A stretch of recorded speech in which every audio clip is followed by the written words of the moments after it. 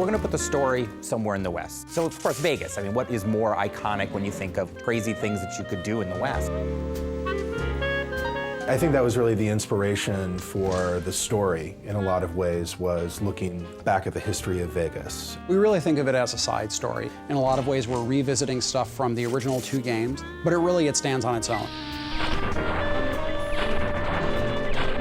The first thing our creative lead and our project director did was they sat down and they sort of examined what sort of themes they wanted to explore in New Vegas. Every Fallout game pretty much starts with war never changes. And the idea behind that is really that humanity has this unending appetite for killing each other.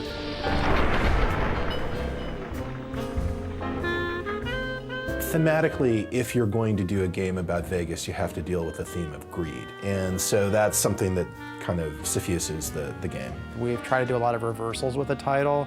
So sometimes we're going to show you why war is absolutely necessary.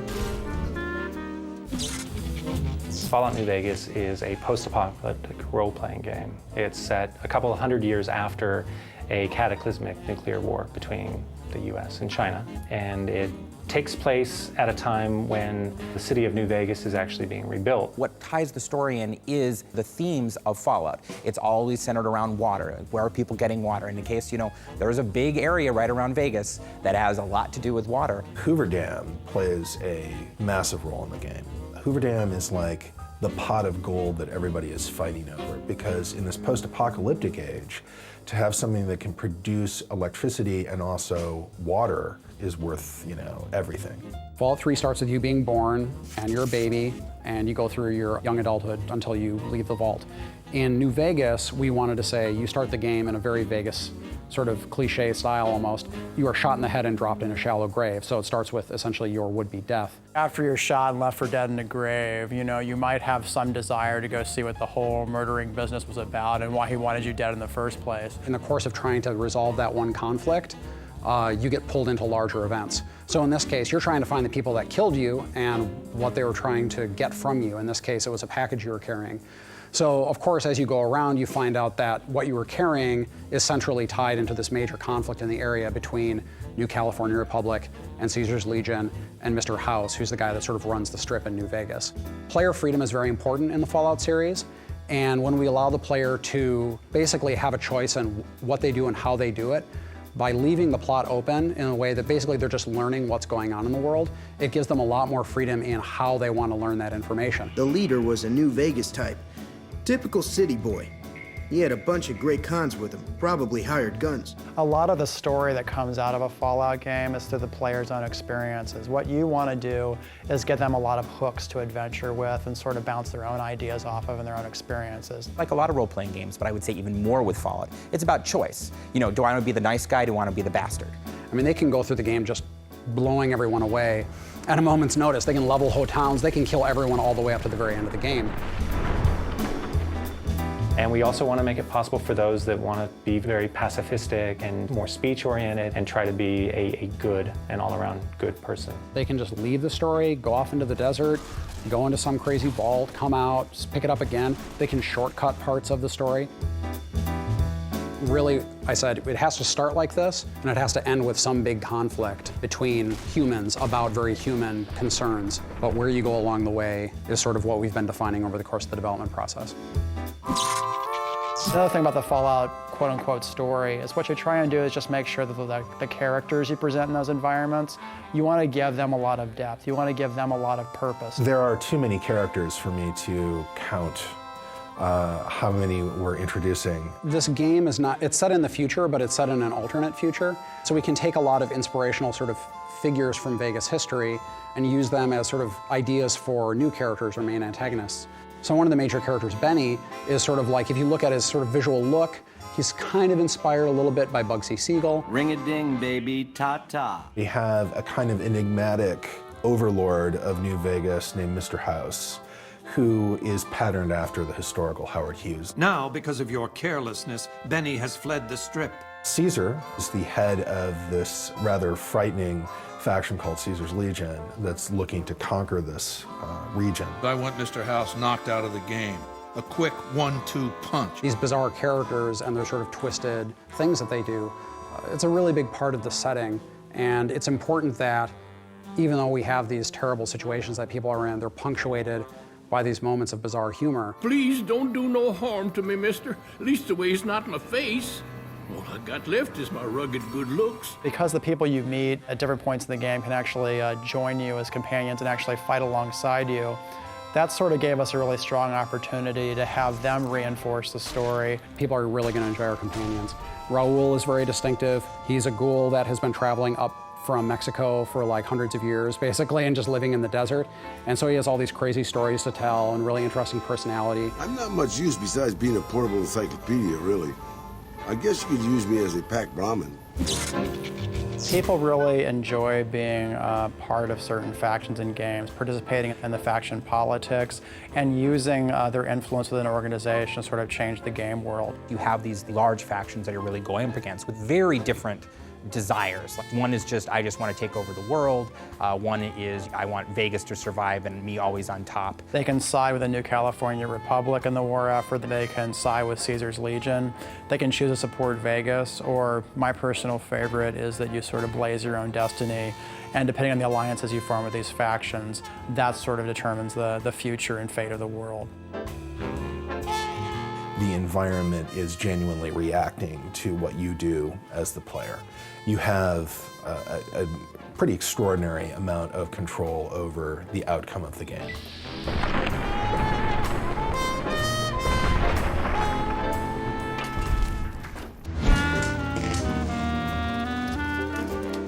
The one thing about Fallout's always done is really kind of had fun people acting in it. And with Fallout 3, it really continued, and so we want to make sure we're still doing that. And obviously, you have Ron Perlman coming back. Ron Perlman has been the voice of Fallout for so long, it was kind of like, well, of course he's going to be the narrator. You are a courier, hired by the Mojave Express. It's nice to be working on this same character for this many installments over this span of time. The legate is crowned as the new Caesar. We really took it character to character and just looked for who would really be the best voice for the role. The man who tried to murder you, who's voiced by Matthew Perry in the game. This guy is the leader of a gang called the Chairmen. I play Benny, who is a very driven, kind of rat pack type guy. Baby, you can't just leave me tied up. Those Legion boys will put me on a cross for the mess you made, if I'm lucky. He's really, really enthusiastic and a genuine fan, and he was really easy to work with. You know, he seemed to really get the idea behind the character. Any questions you got, I'll answer. Fallout is just bigger and smarter than any game I've played before. There's like just amazing amounts of things to do, and I like the idea that you can, you know, sort of pick what you're going to say to somebody and go on all these quests, and it's just this gigantic world that seems sort of endless. Like I said, baby, all Benny needs is a stealth boy and a bobby pin. I also, you know, have gone on dates and stuff too. Like I'm not just a moron who just plays video games. I just want to get that in there. You'd do that for me, baby? Don't tease me if you don't mean it. The DJ of Radio New Vegas is Mr. New Vegas, and it's voiced by Wayne Newton. Howdy, folks, it's Mr. New Vegas, and I have a good feeling about all of you listening. He's always really upbeat. He always is very pro-Vegas, and it always has something good to say about what's going on. Moving on here, this will be line 2. Well, you know what that means, folks. Time for some news. Of all the things that I have done in my career, and I've done one or two, this has been the one thing that I have looked forward to, because it was so out of the realm of what I have done in my career. This is Mr. New Vegas wishing you ladylike luck tonight. I didn't have anything to do with being called Mr. Las Vegas. It was just the fact that I worked here so much and it wouldn't leave. That somewhere, somehow, one of the writers said, well, this has got to be Mr. Las Vegas. Want it again? Yeah, that was great, but just one more time for the safety. Hey, we've got some news for you coming right up. We were lucky enough to get Felicia Day to be one of our Brotherhood of Steel members, which is fantastic, and it makes my nerdly heart glow. Recording Felicia Day has been just a joy because she's so enthusiastic and she's so excited. There's got to be something we can do. Veronica is a scribe for the Brotherhood of Steel, and she's sort of sardonic. She's really bright and also likes to punch things.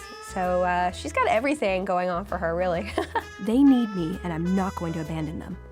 That's what I actually like about the character, is that she's a rabble-rouser, but it's for the good of everyone. She really wants to improve everyone's life, and she's willing to buck the system to get it done. When I read it, I read the copy, I was like, oh, this is great. I just don't even have to be anything but a sassy me. It really sounds like it could be a good fit, doesn't it? The character that I voice, his name is Arcade. He's a doctor. You have the option as the main character to befriend Arcade. I honestly didn't expect you to say that. When I talked to you about Daisy and the others, you seem to put a lot of value and loyalty to the past. I've made it very clear to the powers that be, I'm a gamer. I'd like to do voices for your games. I'll have friends who aren't gamers, and they do voices. I'm like, that's so unfair. Like, I actually care about this, and you're the one who got to do the job? Bupkis. I need to make a stop before I settle in. I'll be back in a while. Thanks again for your help. It means a lot to me. Cool. Yeah, great. Hey, great, man. Marcus is a mutant, first of all. He's been around for a lot of years, and he's aged over the years, but he's still mutant-like. And he is sort of like the sheriff of Jacobstown, which is near New Vegas. If NCR or anybody else is looking for an excuse to attack Jacobstown, they're not going to get it from us. With René Aubergenois, from his very first line, he got the character, he got the tone, he got the delivery. Mr. House, he's a very strange and enigmatic character. Give me 20 years, and I'll reignite the high technology development sectors. 50 years, and I'll have people in orbit. His hope is to reignite and reinvigorate this world. Just in awe of his talent, because he's such a voiceover pro. Now that you've arrived at your destination, what do you make of what you see? Some say he's a man, others a machine. I don't care. He's in the way. My word is law. I'm an extremely powerful character. Violence is how I rule. Walk away if you want, but if you do, he's going up on a cross. Is there anything old Vic can do you for? If I find my way into a voice, a sort of a person will appear that doesn't sound like me and it doesn't think like me. That's always when it's the best, because it surprises me, it surprises them. Well, butter my butt and call me a biscuit if it ain't my old friend from Good Springs. I can throw the gun at him if you want, boss. Raul is like a very smart old ghoul. He's got a lot of wisdom and a lot of experience, you know, so he uses it sparingly, but he's pretty sharp. It was early on. We didn't know just how serious it was out there. Not too long ago, they took Nelson and Searchlight.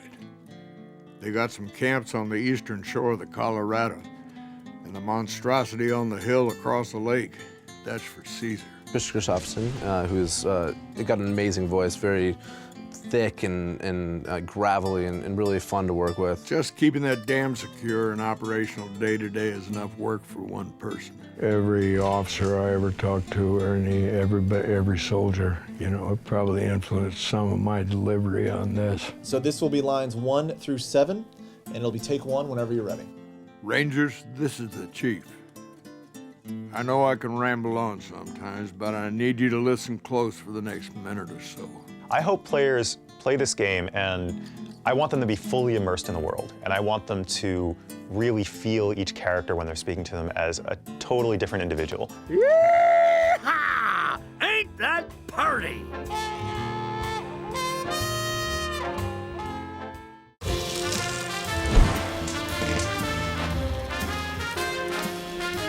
A lot of what we had to make sure that we did with the art style was to, in essence, make it still feel like the post-nuclear world that it was. And that is the kind of the weird 50s, but 100 years after the 50s, if the 50s just stayed the 50s, and then bringing in this idea of Vegas. Josh had one of the first team meetings, and he talked about Vegas as being one of his ideas, but more importantly, that it'd be the Rat Pack era.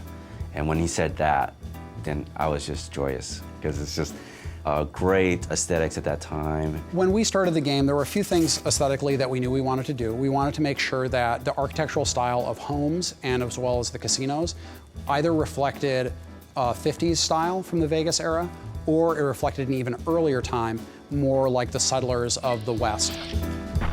But it's all about Vegas. And so we want to make sure that we have this feeling of sort of this neon, and again, it feels like you're going in there and you're playing around with the mobsters, you're playing around with the Rat Pack.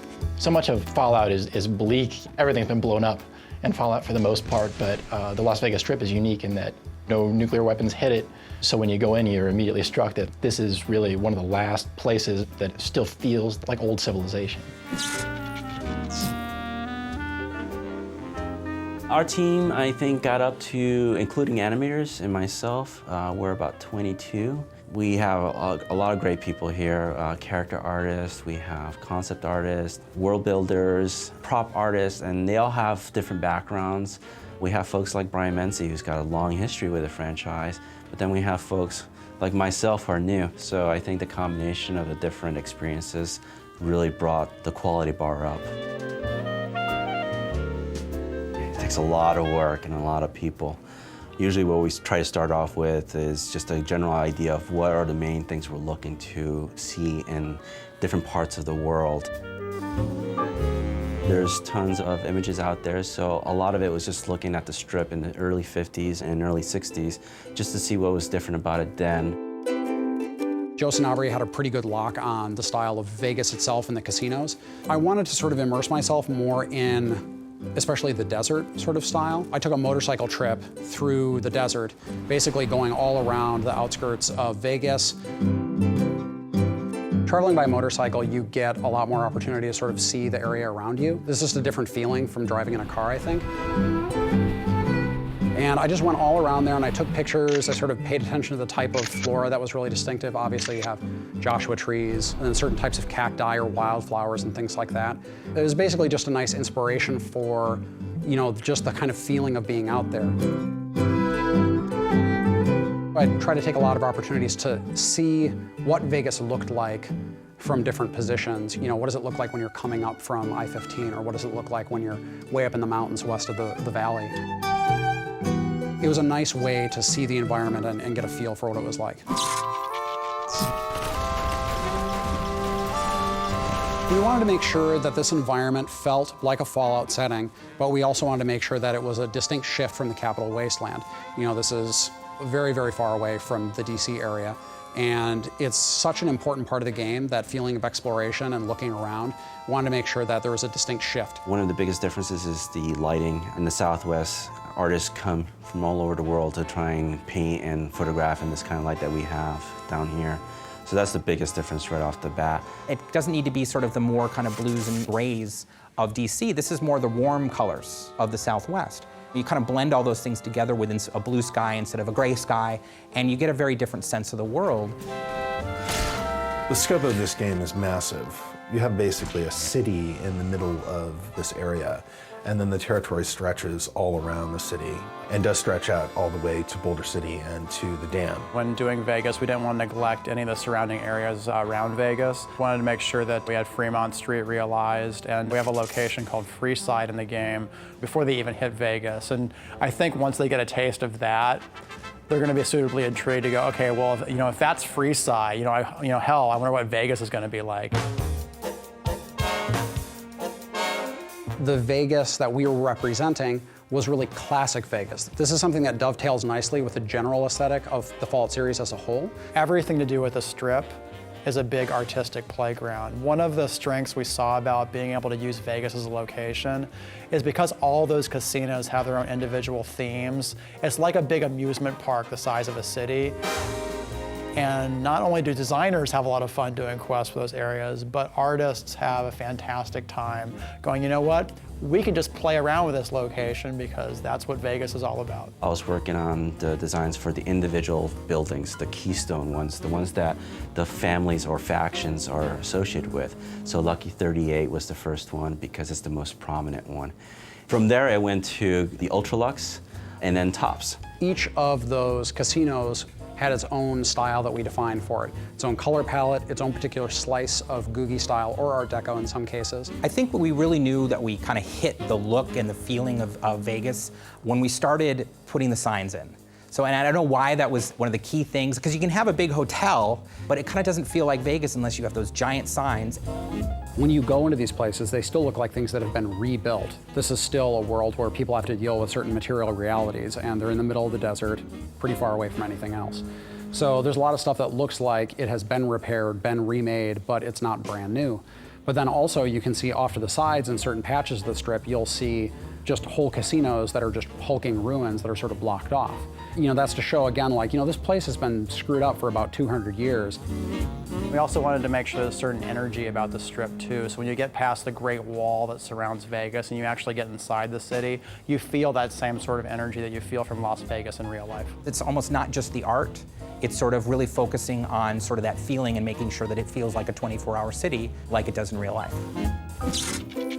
When I take pictures or give reference and then say, I kind of want to like it like this, I'm kind of going to want to like this, it's very nice to see the artist come back with something that's even better than what I had imagined in the first place. I think people are really going to dig how different it is from the Capital Wasteland and how we sort of captured the feeling of the Mojave.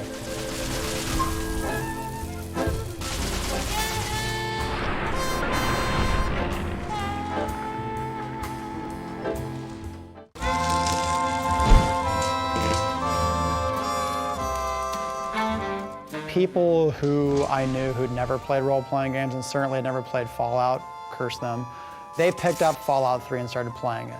Had a fantastic time, which, kind of surprised me because I always considered Fallout 1 and Fallout 2 to be very much a role-player niche market. Fallout 3 kind of bridged that gap where it's like, you know what? It's easy for you to get into this game, and once we've got you trapped there, there's a lot of complexity and a lot of things for you to do, and we've got you hooked. We wanted to make sure, when looking at the mechanics for the game, that we weren't trying to reinvent the wheel. A lot of people like Fallout 3. A lot of people like Fallout 3. So the experience should feel familiar to them. There were places where we could give them more options and more interesting sort of tactical choices to make, whether that's in the role-playing game system or in the combat system or just in general in the game. We wanted to explore the ways that we could do that.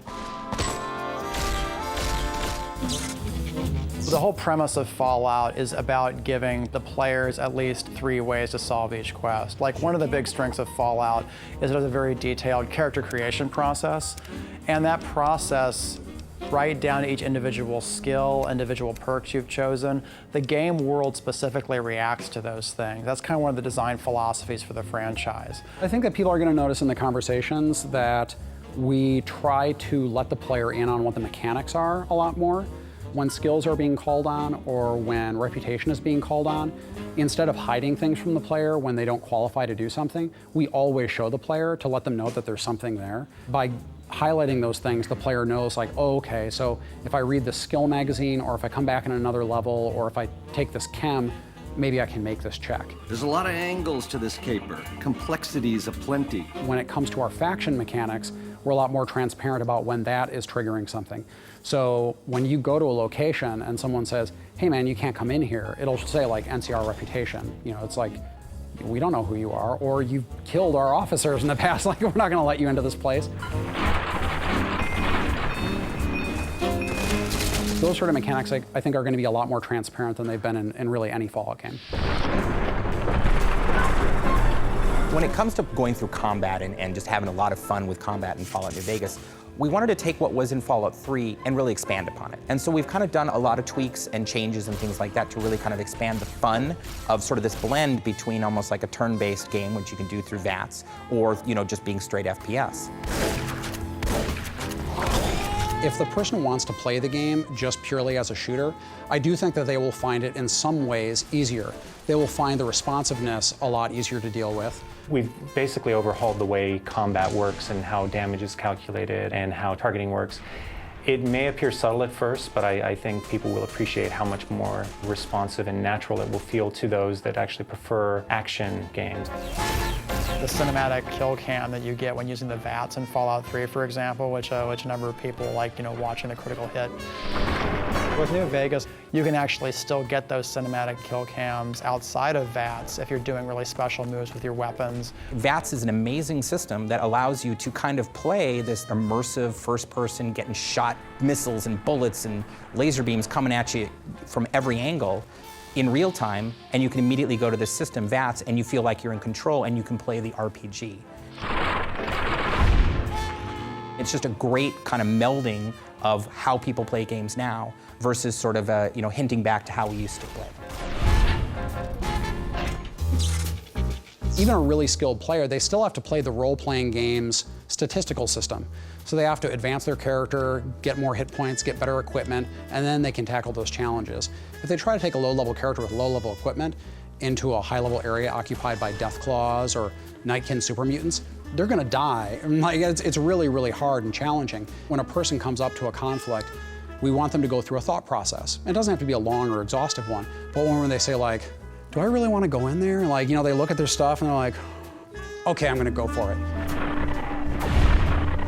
We also wanted to make sure that the mod system for our weapons was very easy to access and use. We went through a number of things where we thought, well, you gotta go to a workbench and you gotta do this and you have to have this skill. But when we came down to it, it's like, well, if you buy these things, you wanna put them on your weapon right away and use them. So when you go into your inventory, you just look at the weapon, you press a button, it shows you the mods for that weapon, you attach them and you back out. So it's a very easy to use system, and it's mostly about just the player deciding, do I wanna spend the money on this mod and do I think it'll be useful? What we try to do in New Vegas is give each of the melee weapons that you have in the game their own particular special move depending on what your melee skill is. The golf club, for example, has its own special ability called 4, where you can just sort of tee off and then do a massive knockback attack on an opponent if you have a high enough melee skill. They're incredibly easy moves to pull off with the controls. They're just a little option that pops up, and then once you fire them off, they cost a little bit more action points than a normal attack, but the results are definitely worth it. We want them to come in and go like, wow, this feels familiar, but sharper and nicer, and it feels like I have more options, because we don't want people to fall into a sense of boredom like, I've already seen this before. So they get into it, it's easy to get into, and then they go, oh, I have weapon mods I can put on these things. Oh, I have these skill magazines I can use to boost things. Oh, I have this thing I can use now. So by doing that, the player, can ease into it, but then they have a lot of flexibility to sort of learn new things over the course of the game.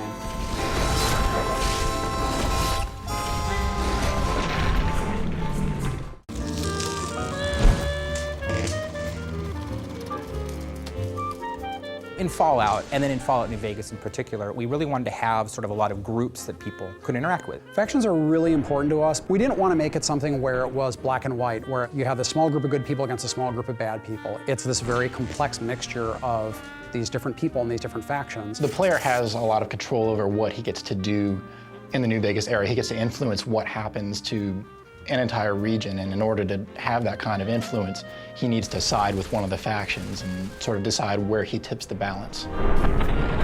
It's all about war, and that's what Fallouts have been about, is war, and so how we're really showing that is war between these factions.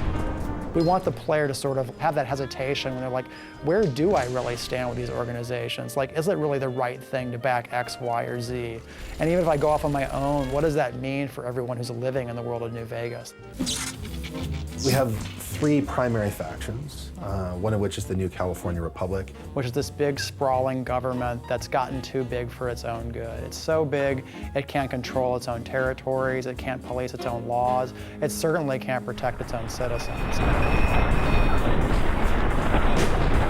We felt it was really important to include the New California Republic because that was a faction that was developed in some of the earlier titles. NCR is established after the events of Fallout 1 and has a major presence in Fallout 2. And in Fallout 3, they're like a early 20th century United States frontier government. They're pushing eastward, trying to soak up as many resources as they can, annex as much territory as possible. It's basically a nascent nation state. It is doing its best to resurrect this idea of representative government.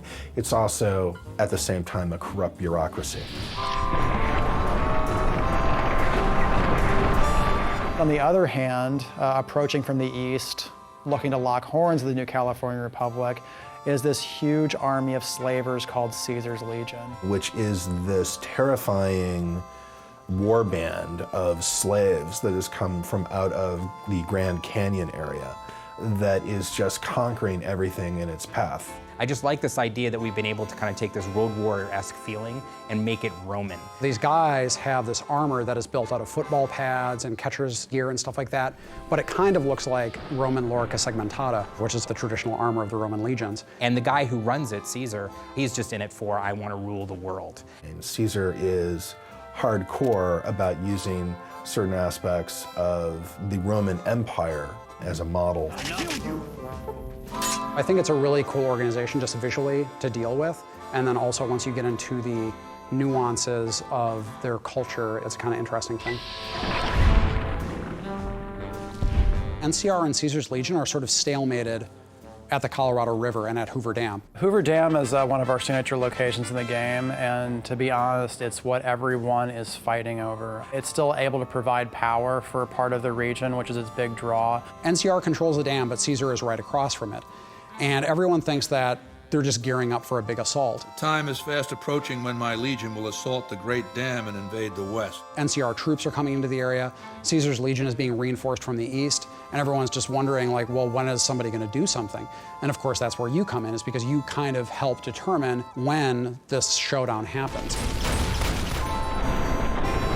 Of course, Mr. House is playing into it as well, because Mr. House doesn't want NCR to win, ultimately, because he doesn't want them to take control of the Strip. But that's not going to happen, because you're going to work for me. The general idea is that we have the three major factions, Mr. House, NCR, and Caesar's Legion, but then there are all these sub-factions like the Great Khans, the Powder Gangs, the Kings, the Boomers, the Followers of the Apocalypse, and the player can go to those groups and try to shift alliances. There are literally 125,000 factions in Fallout New Vegas. We're probably gonna have to cut some of them. There's the NCR, there's Caesar's Legion, there's the PTA, Mickey Mouse Club, Alcoholics Anonymous is in there right now. Each of the factions has their own style about them. Like the Rangers have a very distinctive style in terms of the dusters, and the Chairmen, the gang that runs the tops, you know, they have a very Rat Pack kind of feel about how they dress. We've actually leveraged that in the game mechanics too, in terms of if you actually wear those outfits in the game, people will recognize you as members of those factions and either fortunately or unfortunately react accordingly. One feature we've added for Fallout New Vegas is the concept of being able to disguise yourself as a member of a faction, even if you're working against them, so you can put on like a military uniform and sneak into a military base. We wanted to make the player feel like the factions were well-grounded, they had very believable motivations. We want the player to experience those factions. We want them to know what politics are at stake and what ideologies these organizations represent. So when they choose what factions they want to work with, it's based on something more than just a gut, they're good, they're evil reaction. So if you support Caesar, or if you support NCR, or if you help the Great Khans or the Kings, it's going to make a big difference. You can decide, you know what, I don't think any of you are really particularly well suited to be running this place, so I'm gonna fix that.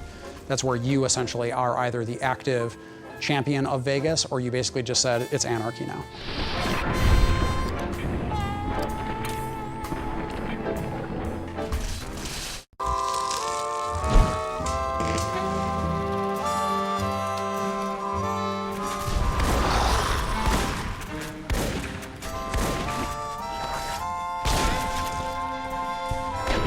Our audio designers have put a lot of effort into sort of changing the sound. Part of it is because our environments are so open and there's so much desert involved, they wanted to make sure that they had distant sounds and close sounds. What we do is we take the Fallout 3 weapon assets and we have repurposed them so that they sound a little more like they're in the environment of Fallout New Vegas. So you hear the rapport of the sound bouncing off of the different spaces and in the mountains in the background and all that.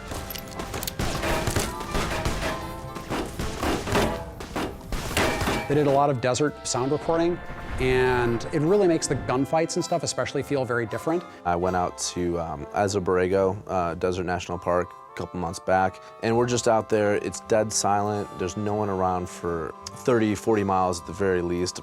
We're out there digging through the rocks and causing rock slides down there. They've also put a lot of effort into shaping the sounds of the desert, and it can be very unnerving walking around because you hear these like little crinkles and rock shifting and things like that. Really, they want to make sure that there's a very strong reactive element to where you travel, especially with the music too.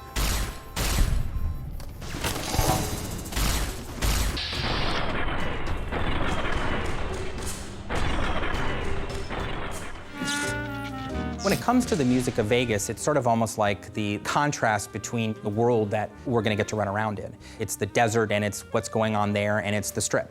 And those are two big things that we almost had to think very differently about. Well, we're working with Enon Zur again, and Enon was really excited about the sort of shift in locations. I feel that going on this game was sort of like a coming back experience, but also a whole new one. He's been working with Scott Lawler on a bunch of actually kind of experimental sounds to go into our music.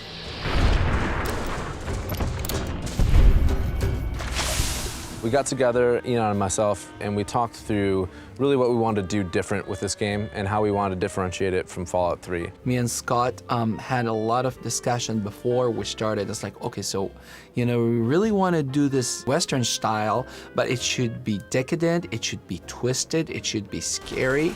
I think that the choices went more and more toward string quartet.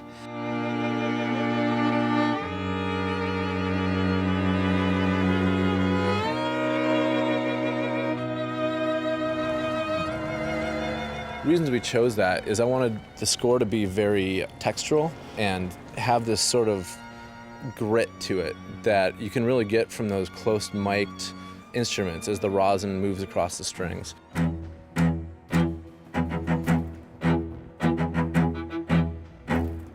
When the player's moving around, they don't feel that the music is just playing without purpose. It always sort of evolves with the action and devolves with the action as well. Took a lot of brainstorming, not only the way the music needs to sound, but also the way the music is going to be construct and deconstruct in a way that it will follow the player, but then in a new way. When there's no one around, it's still there and it's got this very low, ominous tone. Enemies enter the area, layers sort of build upon the piece, and as you get into battle, it sort of builds further.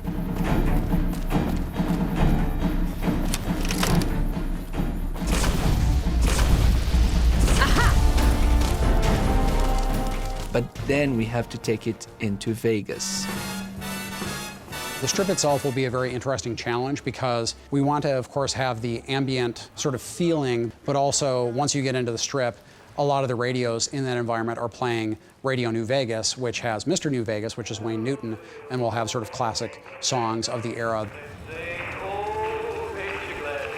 It really just kind of went from there, and it was smooth, and working with Enon was an absolute pleasure. He came up with amazing pieces. It was exciting to come to work and look at my inbox and find, these amazing pieces of music every day. People are understanding that music for computer games is something that needs to be a very, very high level. I feel the pressure. I feel the demand. But for me, it's just fueling me. It's not really, scaring me.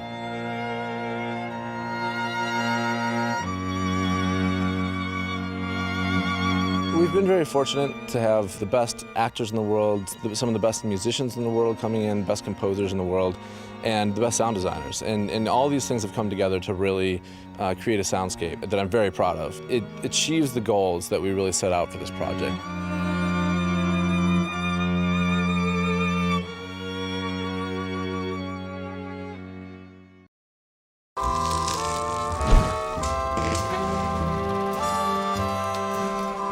One of the things that we've tried to do is think about both technology that people would make or utilize in the new world, or things that are pre-war that people are trying to get working now that they're sort of putting the pieces back together. Obviously, Fallout has the whole, what people in the 1950s viewed the future to be like, which, immediately becomes a huge playground for, let's try this kind of blaster and this kind of laser weapon, this kind of energy weapon. It's not microchips, it's vacuum tubes. It's not hard corners, it's rounded corners. It's the ray gun instead of the M16.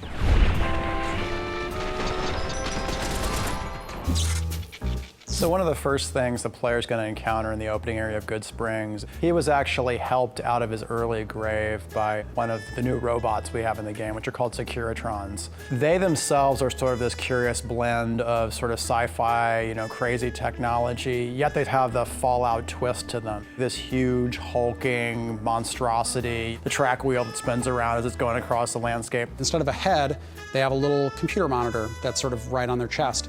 And based on the personality that Mr. House wants them to portray, because Mr. House invented them, they'll switch the sort of cartoon image. So it might be an image of a cowboy, Victor, and Victor's the guy who rescues you at the beginning of the game. Howdy, partner. Might I say you're looking fit as a fiddle? When you see that on the video screen, it kind of like disarms you for a second. You're like you're having a friendly conversation with this very large robot that could potentially level an entire city block. And the contrast there is, I think one of the fun things that just makes Fallout. Some of our companions are pretty heavily tech-based, and the nice thing about them too is that you get a chance to modify their technology over the course of the game. And I'm not talking about just repairs and upgrades.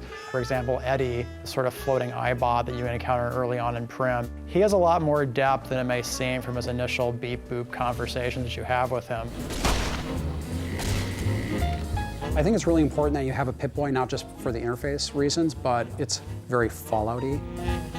You start with a Pip-Boy and you start with a vault suit, but they're given to you by the doctor who stitches you back up. And he says, I'm an old man, I'm settled here, I don't need this anymore, but if you're going out there looking for the guys that did this to you, you're gonna need something like this. There was a lot of guns, and there was a lot of fun guns in the first game, but we've added so many more. And some of those definitely range from the crazy 50s sci-fi feel to the more contemporary, you understand why that gun is cool because it's a grenade machine gun.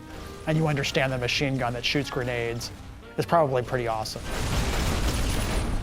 We have a little 9mm submachine gun. It looks like a World War II grease gun, like sort of compacted, and that's a really cool, distinctive little weapon.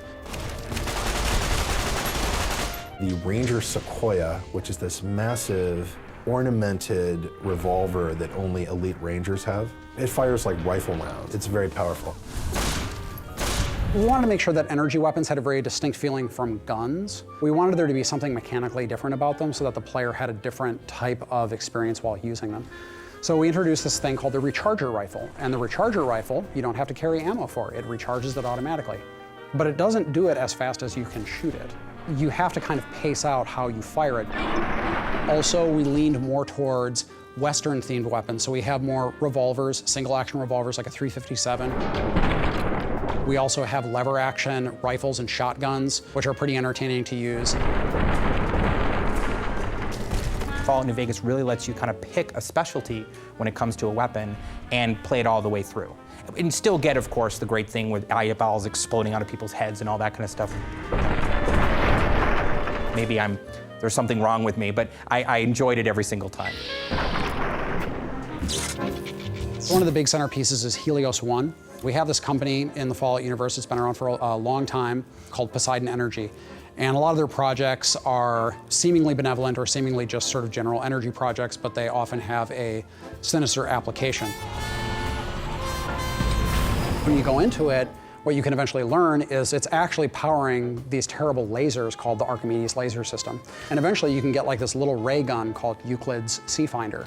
And all it's doing is it's finding the C point on a triangle so it can shoot an orbital laser down at whatever you shoot at. This ridiculous little teeny ray gun that you go around and go, meep, and then just it blasts this huge area.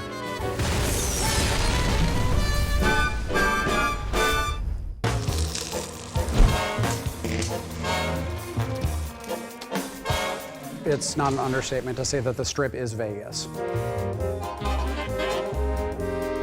Vegas, Vegas, Vegas, Vegas, Vegas. Where do you go to find what's here? It's maybe the only place of its kind in the world. When you get to Las Vegas Boulevard and you look down the street, you have to say, I'm in Vegas. And so that's very, very important for us. Getting that look right was very important for us. I think the Strip is going to be the thing for me. It's where we put the most amount of work in terms of design. The scope and scale of the Strip is just something new. I mean, it's huge.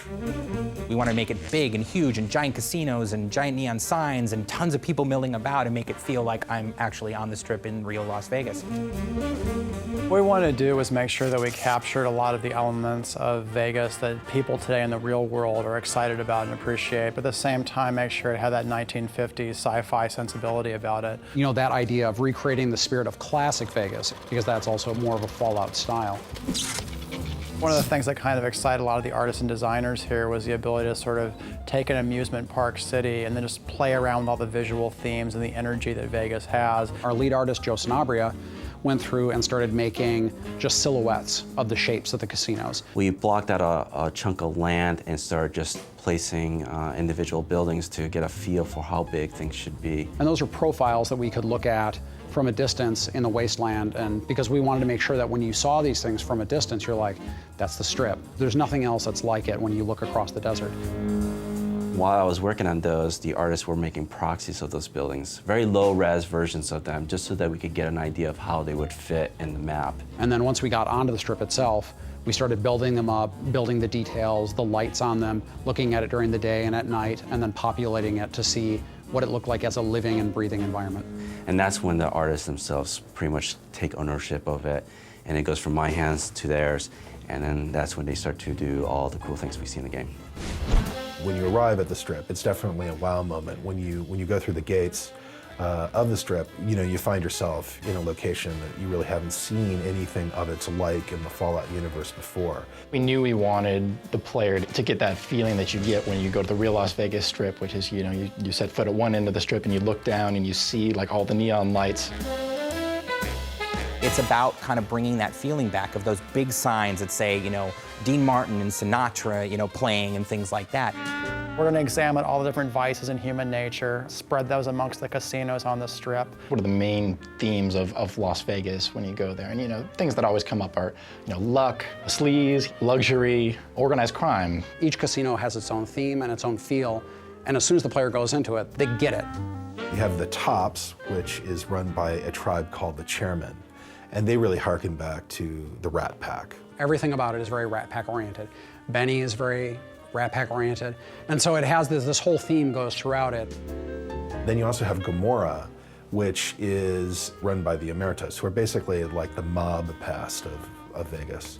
The whole point of the casino is sort of a sex sells kind of idea. As soon as you step into the door, there are flames going up on either side of you. There's the demonic statues off in the corner. Women dancing in cages and prostitutes literally walking around and soliciting you while you're trying to gamble. It's also, of course, one of the most profitable casinos on the Strip, because you have a lot of servicemen from the New California Republic Army who are going to the Strip on leave. This place smells like booze and sex. That's why I always come back.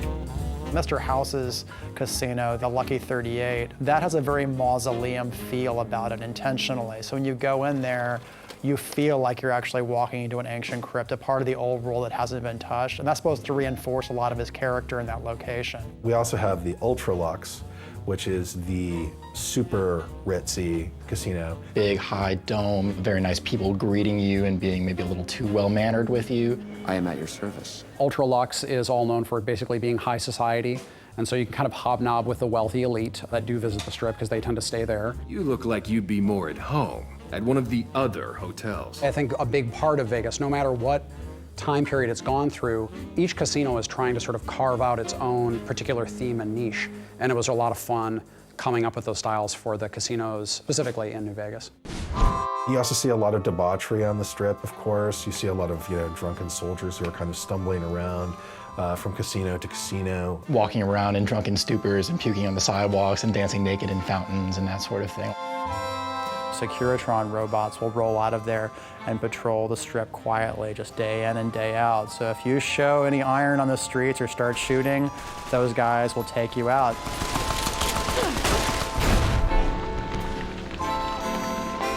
I think players can probably spend as much time as they want on the Strip. We have a whole series of casino games. You can gamble on the Strip. That's the most basic thing, the reason why most of the people are there. There's an extensive series of quest lines that go on within the city, as one might expect. Players should have plenty to do.